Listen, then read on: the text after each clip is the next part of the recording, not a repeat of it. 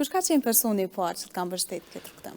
Po zakonisht si të krejt personat e parë janë familjar që na mbështesin, pastaj shok kena pas e kam edhe një shok që unë përkra non stop e përkramin janë i tjetrin se na e kena nisë bashkë me Ridvanin. Edhe e kena përkra çdo herë janë i tjetrin. E besoj që përkraja më e madhe im ka ndonjë për ta dhe ai për mua, kështu që pra përshëndesim Ridvanin prej studios. Po këfirin për ndryshe. Edhe ai është tekstues shumë i mirë, dhe po vat mirë çështë.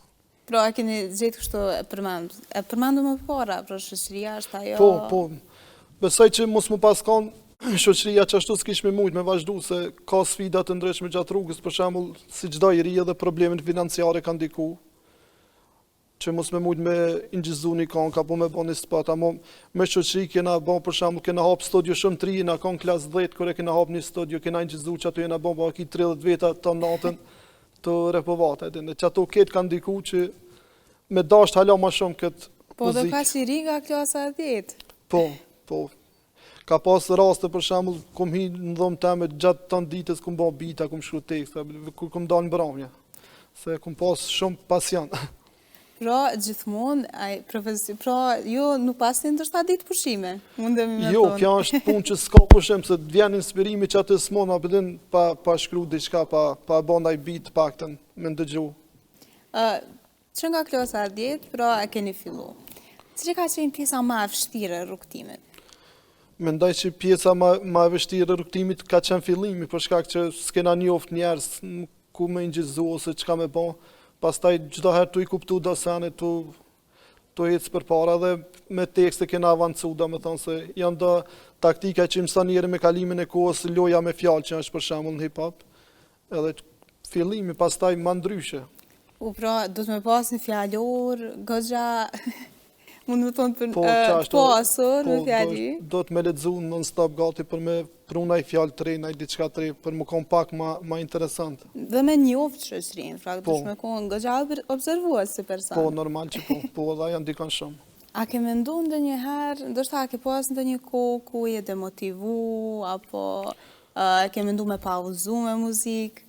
Po, ajo ndodhë të secili person, mendoj, kum pas për shembull ndaj rast në familje, ndaj diçka që ka tërheq një kohë ose ndaj punë tjetër, ndaj obligim që nuk e kum pa veten që po muj me vazhdu, po apet mas një kohës u kanë e pamundur me qëndru larg, apet jam me këshyr ndaj shokit me një bu diçka me ndaj tekst diçka, po diçka apet, do me thonë u kanë pamundur mu shkëput komplet prej muzikës. Pra, ju ka tërhek, po, na ka tërhek çdo kohë, për shembull, të ndëgju një këngë treta minut ka një inspirim një diçka, edhe kum pa që është e pamundur, për çata dhe kohë mas kohë po publikoj diçka.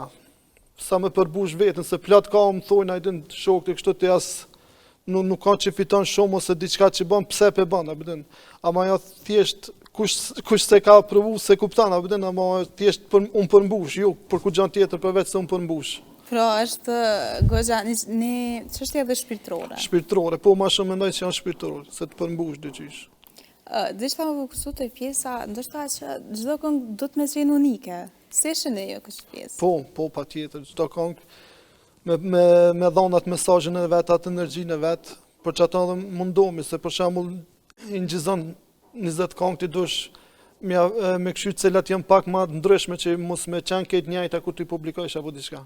Po dhe tu e mojë parasysh që punoni në shumë projekte ndërsa për me njëherë, plëtsoni njëra tjetrën, kështu. Po, qashtu, e shumë diçka ku ka mangët, apo diçka në bojnë ndryshimet ndryshme, kja është. Cila është kënga preferume?